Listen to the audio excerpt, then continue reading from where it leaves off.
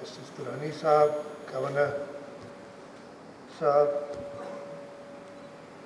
Murad Siddiqui Sahab, Professor Akbar Zaidi, distinguished Vice Chancellors, our esteemed guests who are visiting Pakistan for this conference, ladies and gentlemen, Assalamu alaikum. I was given a written speech, but it was so difficult that I said I'm definitely going to make so many mistakes, I'm going to make a laughing stock of myself. Yeah. So I'm not going to read out from that speech. I start off, I welcome all of you on behalf of the government of Sindh, on behalf of the people of Sindh, especially the visiting scholars who've come for this conference. I belong to the town of Syed. I'm elected from there.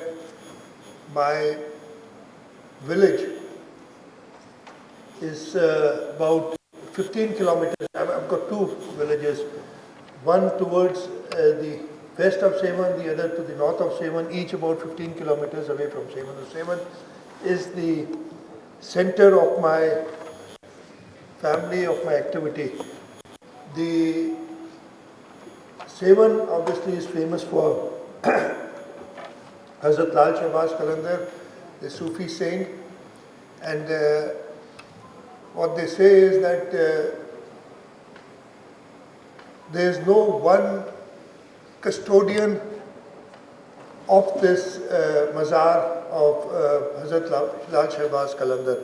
If there was one, this would definitely be the largest, have the largest disciples and followers, and he'd probably be stronger than all the various peers and murshids that we see nowadays. Some people talk about, well, it's as old, it was named after one of the sons of Adam. Others talk about the grandson of Noah, Hazrat Noah. Then we talk about it, call it Shivastan, after a Hindu. So we actually do not know the history of Sindh, but we know that it's probably the oldest place or the oldest civilization that we have in this part of the world, or anyway, if we are linking it back to Hazrat Adam alayhi salam and his son, then definitely it is. So I hope that the scholars here, the scholars who've come over, the scholars in Pakistan, would trace the path of Alexander the Great, would look at his, not only his military endeavors, but his, the changes that he's made culturally, and inshallah bring us a document which would fill the gaps that we have in our history. I once again thank the Endowment Trust for inviting me here today, for holding this conference.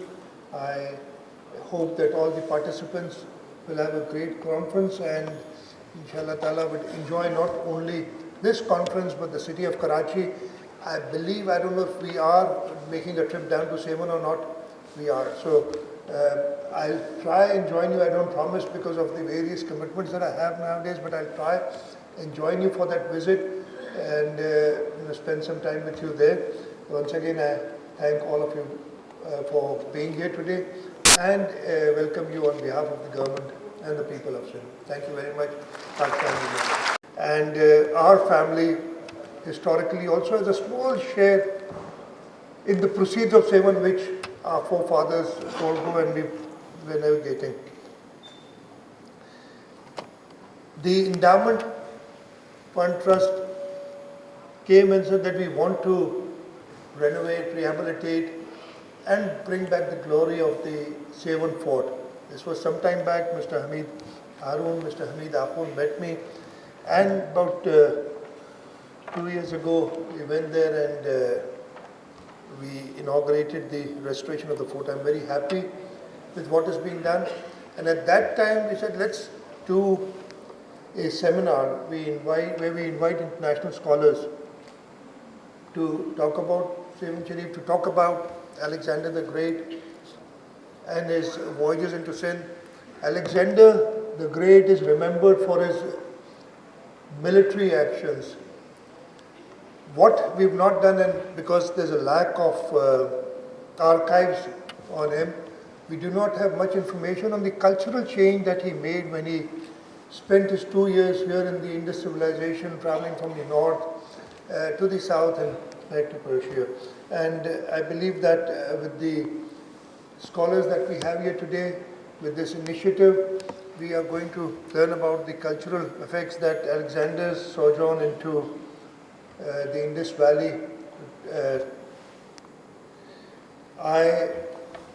As I said, I'm happy with the work that is being done by the Endowment Trust Fund, and I hope that the purpose of renovation of fort so that we can make Sevan once again.